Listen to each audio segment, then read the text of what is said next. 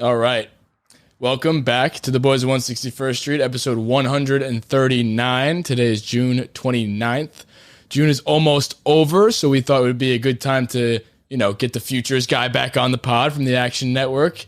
My man is coming at us live with some updates with not only just the players, but we're going to look into some of the actual team odds too and all that stuff because some sticky shit happened and that may have shaken things up. So, how are we doing? Good. How you guys doing? Good to be here. Good, man. I'm glad to hear your AC got fixed since the last time that I was on it with you. That was a hot episode. It was. I was very sweaty. I'm no longer sweaty. It's a cool 79 degrees and rainy in Texas right now, which is probably like 20 degrees cooler than it is for you guys way up north. I live in South Carolina. It is hot as balls here. Yeah.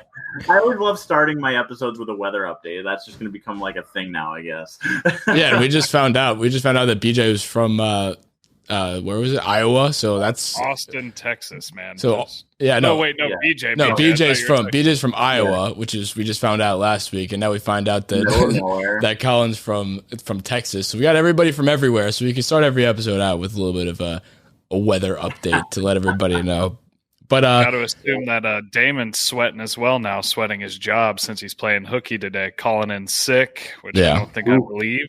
That's 2 days in a row now that he's quote unquote sick. Yeah, he said he can't really talk, but if you see him out in the streets, just send a picture in. That way we can kind of call him on his bluff. Truth be told, he couldn't really talk before anyway. This is a situation with the coughing, so we'll let him slide on this one. But let's get into the business here. Do you guys want to start with MVP, Cy Young, or what? I think we'll leave it up to Collin here. Well, what do you guys want? I want to know what's most interesting to you guys, and I can talk about it. You want to talk AL Cy? I think AL Cy is. I want to talk like dark horses, kind of some other people that could come up and sneak up and win the Cy Young because Cole's odds were clearly the best. He was supposed to be the runaway favorite, and then in his last 3 starts, he's got over a 5 ERA. He's clearly having issues with the sticky stuff. I don't know if the market's adjusted to it that drastically yet, but I think it's definitely time to look. It's always time to look outside it because I think he was minus money, but now more than ever, I feel like it's a great time to hop on some of those before the odds come down. And I'm particularly interested by it too because we're facing Ohtani right now. Ohtani's been lighting it up. Vladdy's been lighting it up in division also. So a lot of fun things to talk about in terms of just that's Cy Young for Ohtani, but also he's more for the MVP conversation. So yeah, why don't we start with the Cy Young?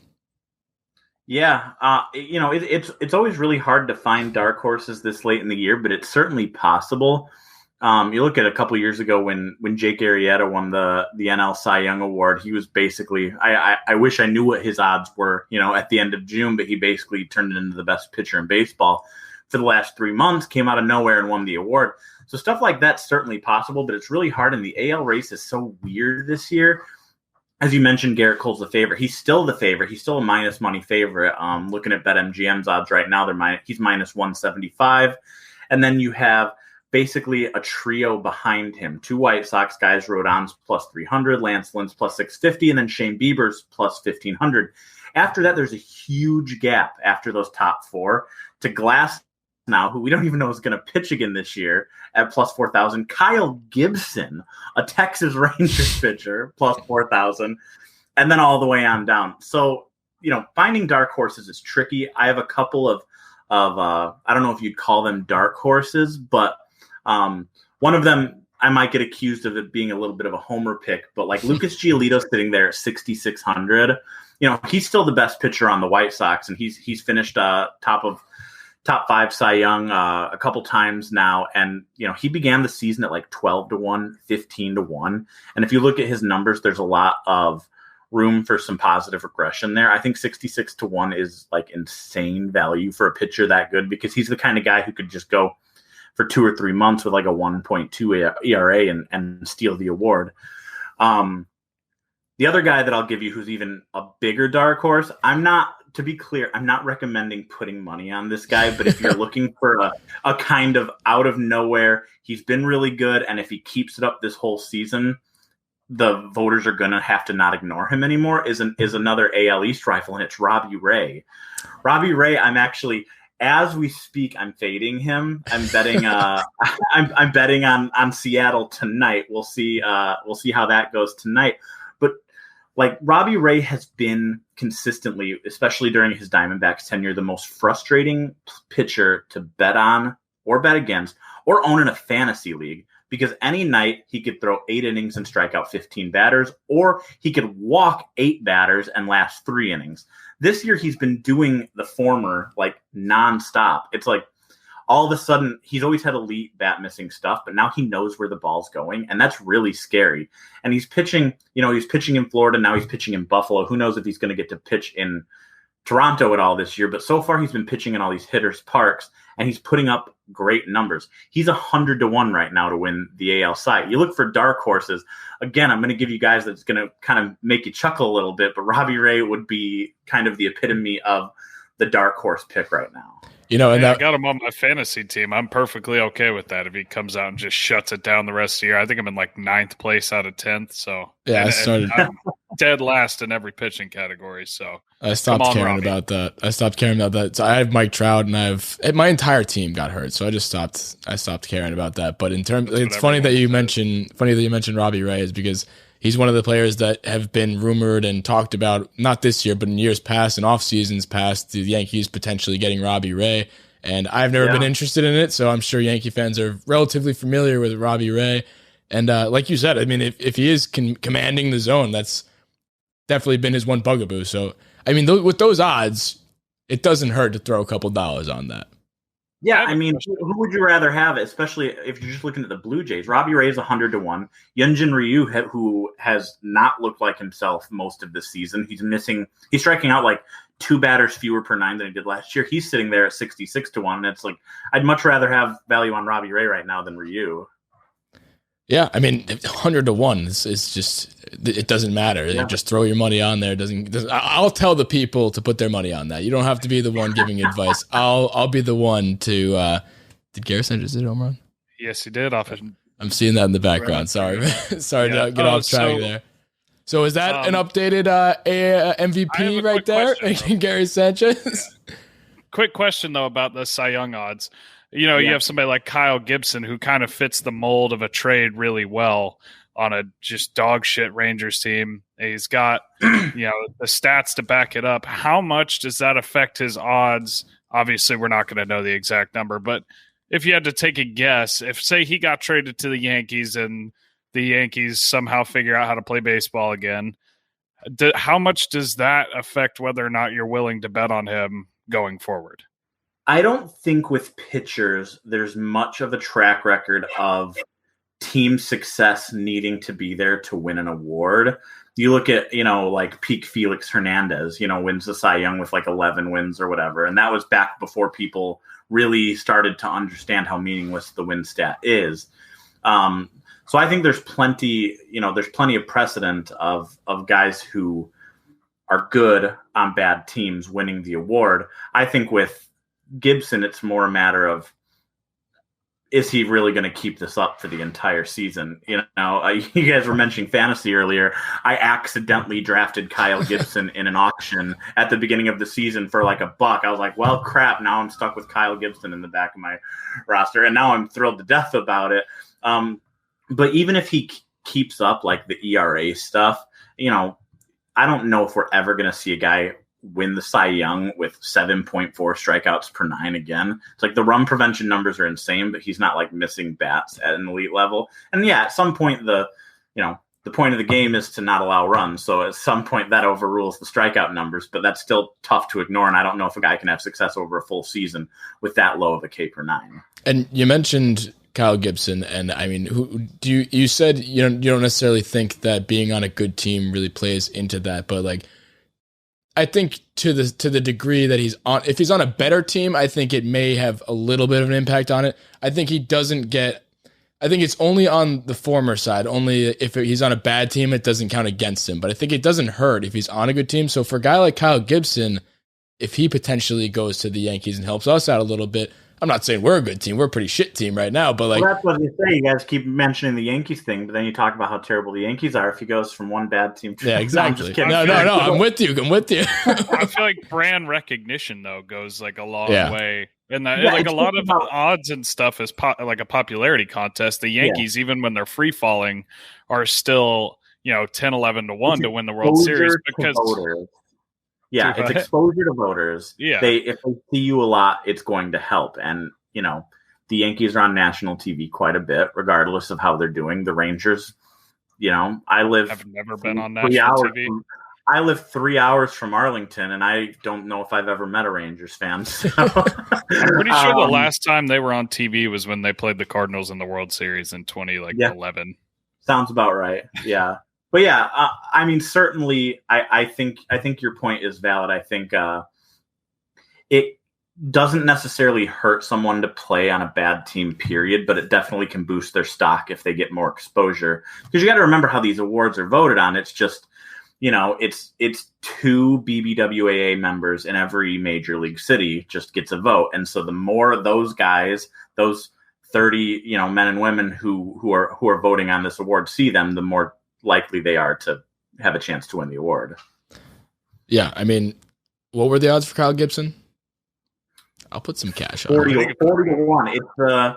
It's the 5th best odds. He's not even like really an underdog anymore. Yeah, it's kind of like the Heisman Trophy effect when they talk about West Coast players not getting as much love because the voters aren't up to watch them.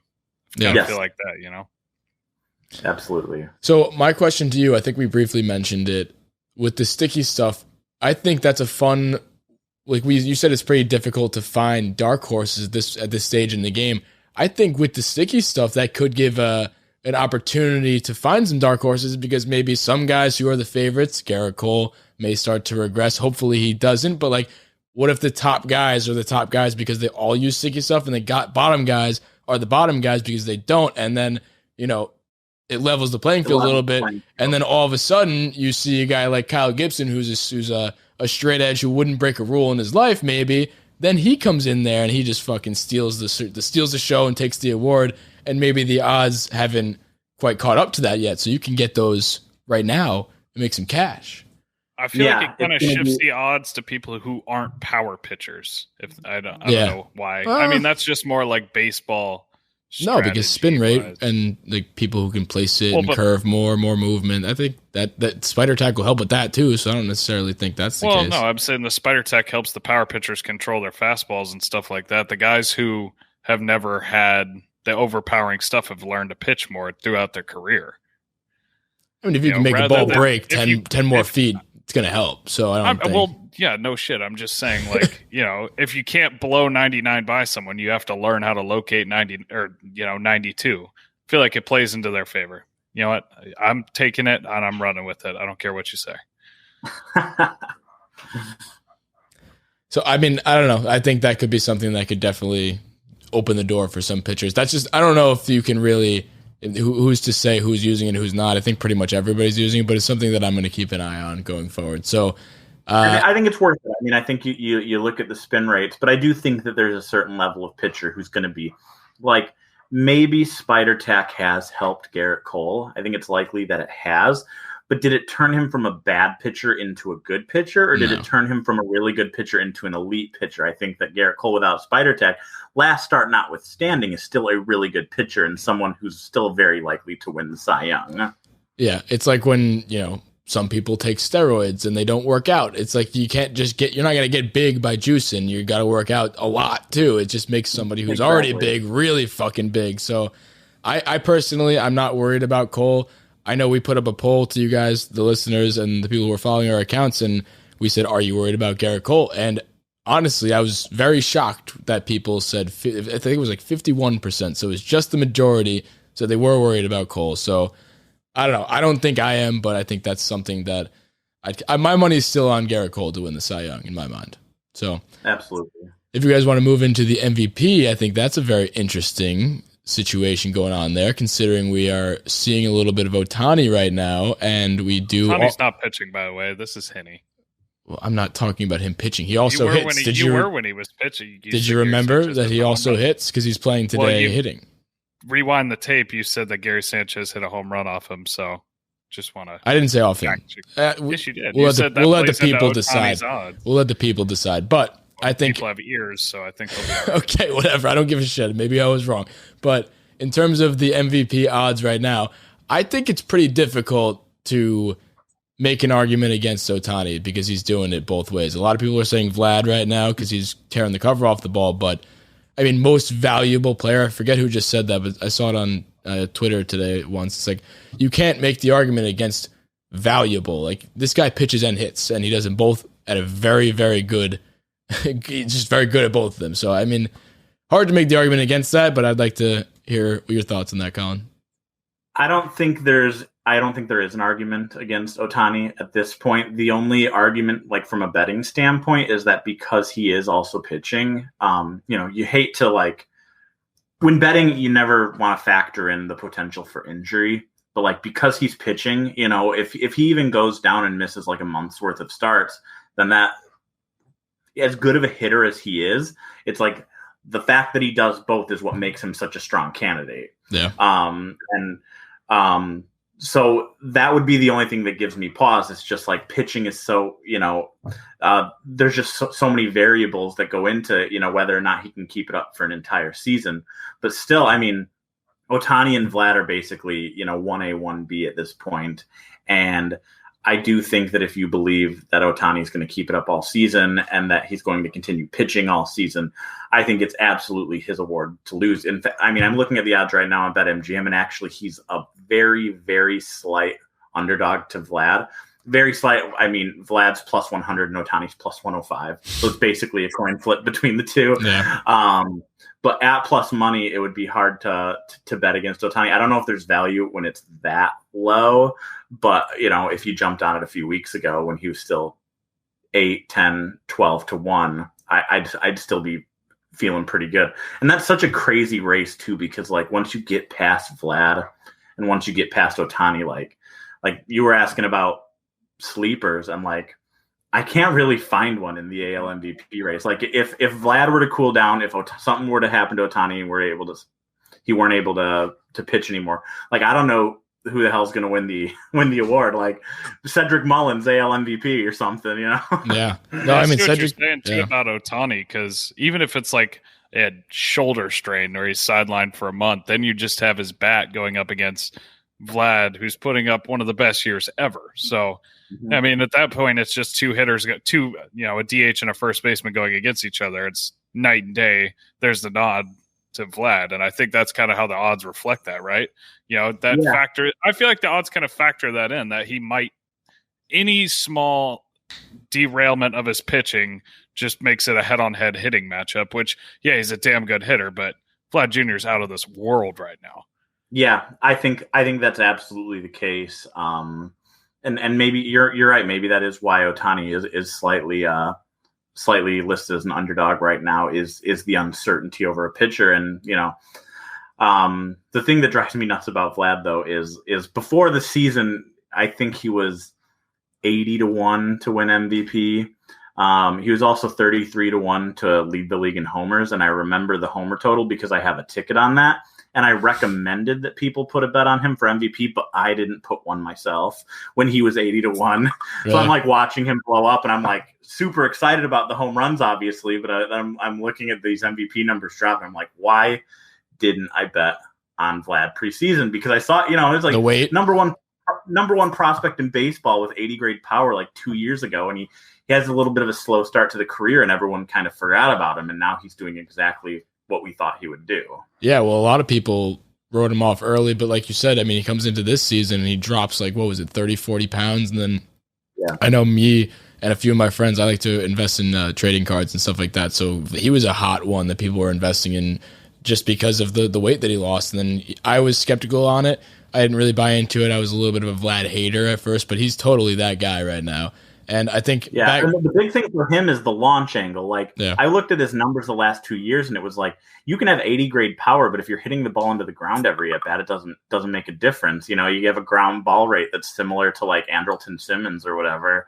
But Sorry, I was going to say the big thing to me is that he's like 21 years old. It was kind of trial by fire. They brought him up on a dog shit Blue Jays team when he was like 19. So people forget, and they're like, fuck him. He's a bust. Like, dude, he was 19 years old. Not everybody's Juan Soto when you come up. Juan Soto or Ronald Acuna Jr. Exactly. Not everyone's going to do. I mean, Mike Trout struggled in his first cup of coffee in the majors. People forget that. Yeah. So, he's still. I mean, he's younger than a lot of guys who are going to get drafted in the MLB draft in a few weeks. Yeah, and I mean, look at another guy in the Yankees too. Gleyber Torres came up, lit it up as soon as he came up. He had 62 home runs in his first 2 years. He's had 6 in the last 2 years. He's not doing it. I don't know whether that's because he's not trying to be a power hitter or not, but he's in a pretty big slide right now. But that goes to show you that this is a small sample size in the career of a 24-year-old, and that's the same with Vlad. And you can't write off a guy like that with early bad luck. And back to the Ohtani thing a little bit. I like what you said about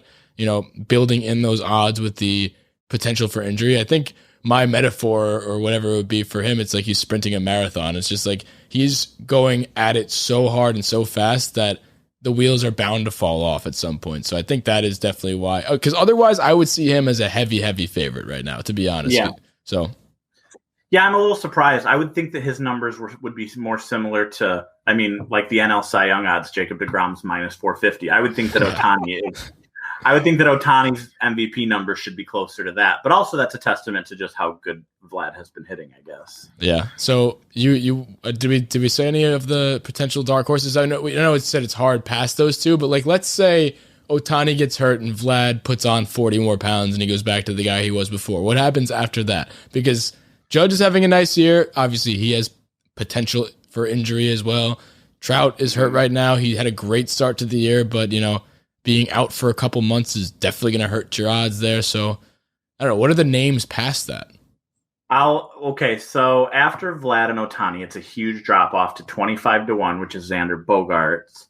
And then you still have Trout sitting there at 40-1, Judge, Jose Ramirez, and Matt Olson, and Marcus Semien and Byron Buxton are all 50-1.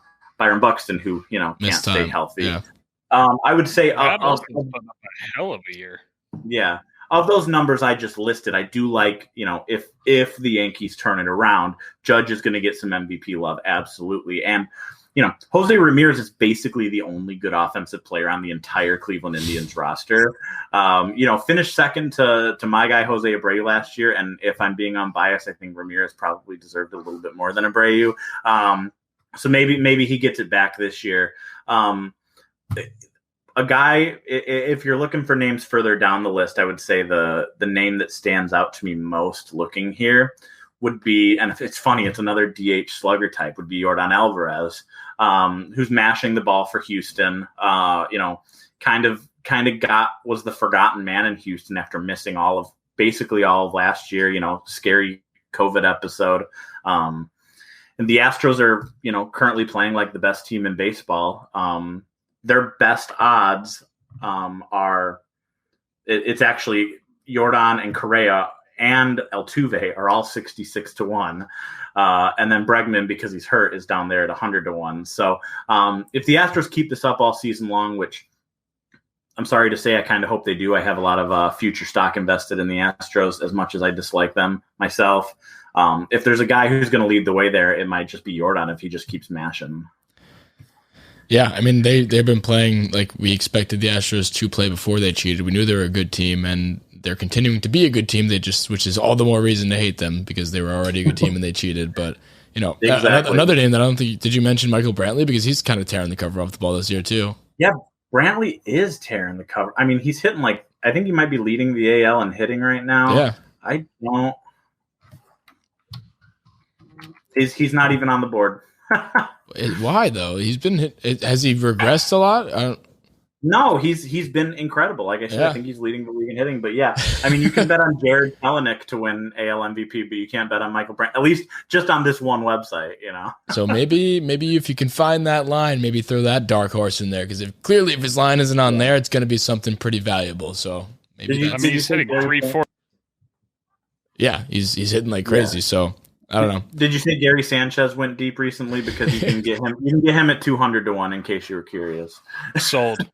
I mean, we were a big Gary hater pod because he's just, I mean, not even just a hater. We were just looking at him. So like he was playing bad and we were telling it like it is. And a lot of people were, trying to hold on to 2017, 2016, but he's looking like he's back. So if you were going to take a dark horse, Yankee fans, I don't think he's going to win it. I think a catcher would have a pretty difficult time putting up MVP numbers because they just don't put up offensive numbers, especially a catcher who doesn't really catch the best. So I don't know. Buster Posey, I think, was probably the last catcher to win it. Yeah, that's kind of wild. There was a card. I remember playing with that card, and that would be the show. It was a pretty fun card to play with.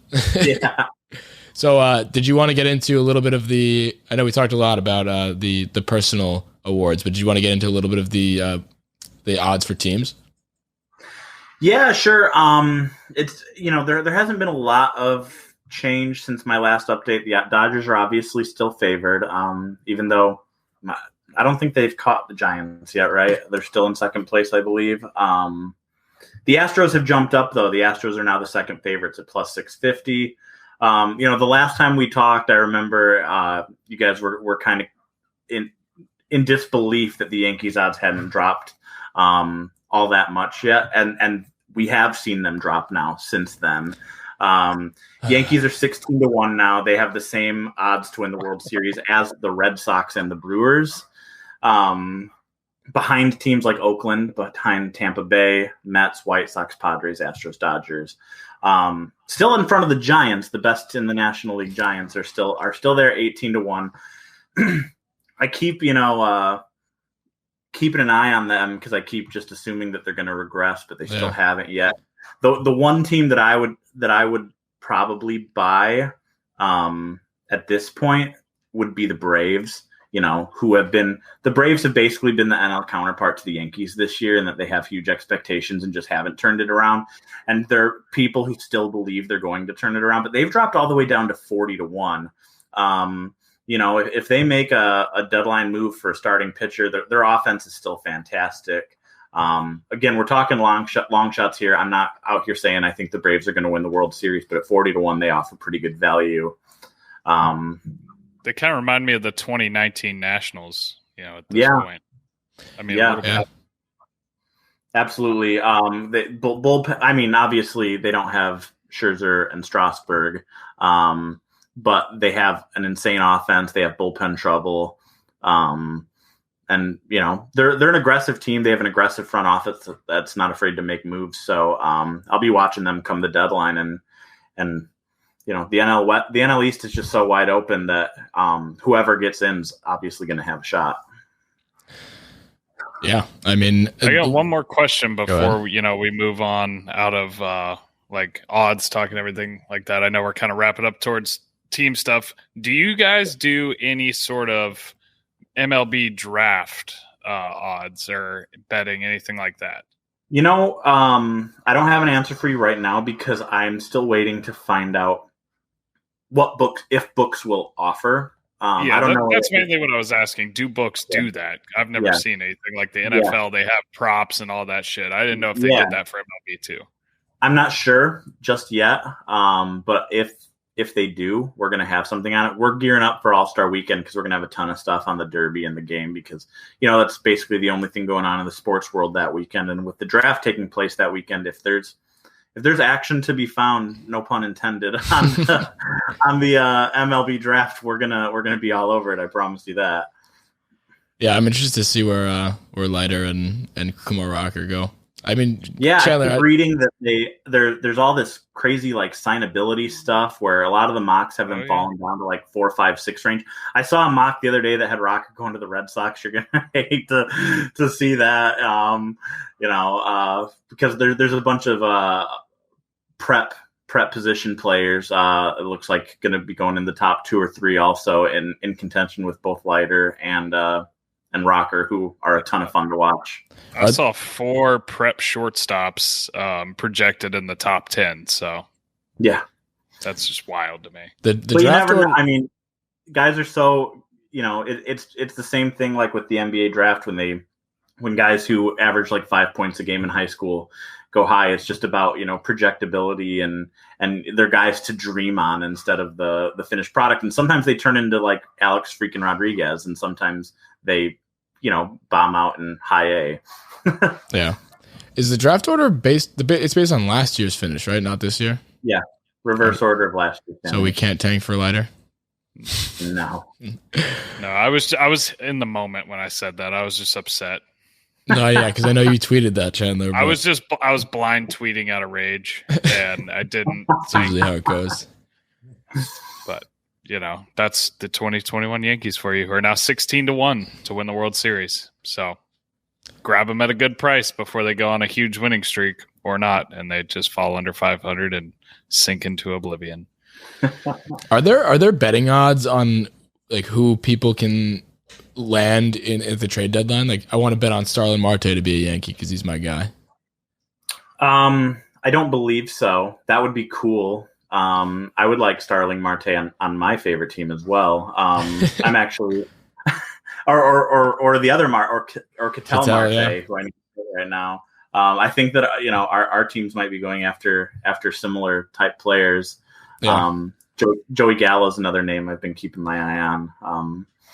They're all going to end up on the White Sox for like their top 97 prospect, and then the Yankees are going to get maybe like the worst one of the three for Medina, Dominguez, and Clint Andahar, and one more like player to be named later. Did I see today that Dominguez is going to be in the Futures game? I think I did see that. Yeah. Yep. I think the youngest player ever to make the Futures game. That's exciting. You can bet on the Futures game. I've done it before, so just a little heads up. Maybe we to could the take listeners. some prop. You guys bets ever on want him. to talk prospects? I mean, I came to Action from Baseball Prospectus. My life used to be prospects, Really? so I'll prospects with you guys all day, every day. When do you think Dominguez is going to come up? Because I mean, there's a lot of hype around him, and everybody loves to talk about him in Yankee land. And we jokingly always go whenever Brett Gardner strikes out or somebody strikes out, like, bring up Dominguez, bring him up already. Come on, like, I mean, he's 16. What is he, 17 now? I mean, Well, he hasn't even played in full season ball yet, so I think that would be the biggest issue. If the Yankees were like as aggressive as the Nationals were with Soto, then you could say like 2023, but I think 2024 is probably more realistic. I mean, what else would cause you to be? I mean, obviously, this is, like you said, even at the most aggressive, it'd be a couple years away. But I was going to say, like, the Yankees are pretty much free falling at the moment and vastly underperforming what they were supposed to. So I think, what else could you do than make something crazy happen like that? Obviously, I'm not saying he should be called up. He's very young, and he's making his professional debut in, I think, a week or something. I don't know where he he's has playing, 6 plate appearances in the Florida Florida Rookie League right now. That's the totality of his minor league career. And what are his stats in that? What are his stats? It looks like he's 0 for 3 with 3 walks and 2 strikeouts. There you go. Nice. So he's a bust. Write him off. Well, I got one more prospect for you. Don't know if you know the name that well. You will soon. Friend of the pod, 24th ranked player in the Yankees organization, Brandon Lockridge, speedy, true 80 grade center fielder. 80 grade speed, that is. I don't know anything. I'm not gonna lie to you. I don't know anything about him. We're looking at. I'm thinking late 2021 here is what I'm projecting. Round 5, 5th round pick in 2018 out of Troy, huh? Great guy, very fast. Yeah, we got some drinks with him. He was a very nice guy too, and I told him I could beat him in a race, and he just happened to be injured at the time. So, you tell me. I think if you can grade on integrity, or I don't know, this guy might be a 20 graded on lying about injuries. Look, you never want to scout the stat line with minor leaguers, but he has a 298 on base percentage in high A right now. So I don't want to rain on your guys' parade too bad. That doesn't look good. He got hurt and missed a month. He was the top hitting prospect in the Yankees high A organization before he got hurt. That's what I'm saying. He's going to be a beast. I believe in him. Thank you. That's all I needed to hear. We'll relay the message to him. So, do you guys want to talk about anything else before we close out here? I think we hit a lot of stuff here. I think we hit to round it out, I think I'm taking doubling down on Ohtani to not only win the MVP but potentially get hurt if you could bet on that too, because that might happen as well, and then you can hedge your bet that way. So I don't know, but mean, I'll give you one thing to go because I was looking at tomorrow's lines, and one of the lines that stood out to me was the Angels Yankees game for tomorrow, with when you guys are going to be seeing Ohtani on the mound for the first time against Domingo Germán. The total's 9.5 right now, opened up. I do think that's a little high. The offenses are overvalued a little bit, considering how the Yankees are hitting, at least entering Tuesday. And obviously they have an elite bullpen. The Angels bullpen would be the only reason that gives me a little pause for that under, but I am targeting the under 9.5 on Angels Yankees tomorrow. So that would be my one recommendation to give. I think those odds may have just changed because Mr. Aaron Judge just hit a nice little home run to make it a 5-2 ball game, Yankees, and Mr. Gary Sander's up next. So maybe the MVP odds are moving. I don't know. Wow. It's a work in progress with this team. Hopefully they can turn it around. But I mean, based on the historic numbers this year for the Yankees, I think that's a fair bet. So I might have to tail you on that one. So I think that will do it for us for this episode. As always, thank you for coming on, Collin. Next week, we're going to have BJ come back because I think we'll have enough time to stay away from him because of what the Yankees and Red Sox don't play between now and then. No, I hope not. Well, we might, honestly. I have to look at the schedule because we haven't played them basically until now. We're going to squeeze 16 games against them for the rest of the year. So maybe we'll have to bring you back on next week instead of him, Collin. So anytime. Happy to be here. Anyway, make sure you download the Action Network app. You can follow our action if you want to. It's not recommended. You should probably follow Collin's action, but if you want to follow ours, I'm 161 Luke. That's 161 Bing. You got 161 Damon, 161 Murph as well. If you want to follow our picks, we're really not good at betting. Collin's the one to follow. Where can they find you, Collin? At CO Whitchurch. Yeah. All right. You heard the man. Thank you for coming on, Collin, and thank you guys for listening. Tune in next time. We got our regular episodes coming up on Friday and Tuesday, and as always, the Wednesday action episodes will keep on rolling. So tune in. See you guys later.